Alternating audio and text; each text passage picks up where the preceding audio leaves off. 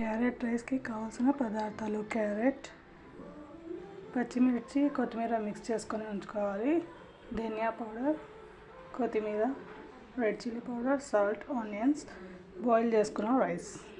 Oil బాగా మరిగిన తర్వాత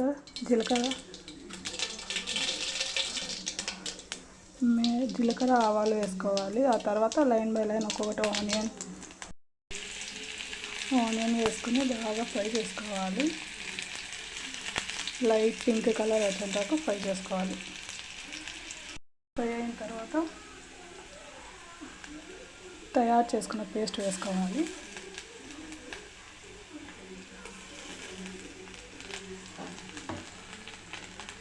లైట్ మగ్గిన తర్వాత పసుపు వేసుకోవాలి. పసుపు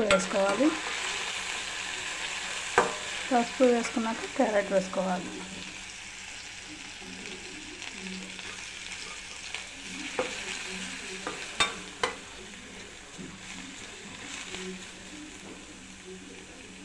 క్యారెట్ మంచిగా మగ్గాలి.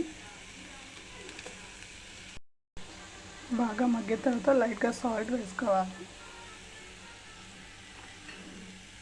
సాల్ట్ వేసుకున్నాక రెడ్ చిల్లీ పౌడర్ వేసుకోవాలి.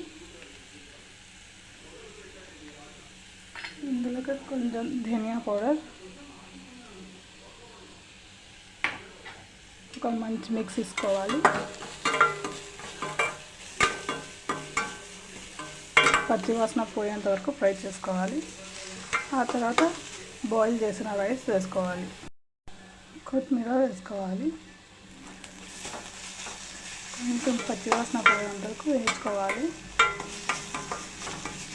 ఆ తర్వాత బాయిల్ చేసుకొని చల్లార్చుకొని రైస్ వేసుకోవాలి.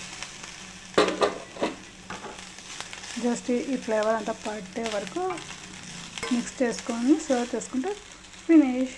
Carrot rice is ready to eat. Carrot rice is ready to eat. It is very simple to make and to eat. Taste it. Bye.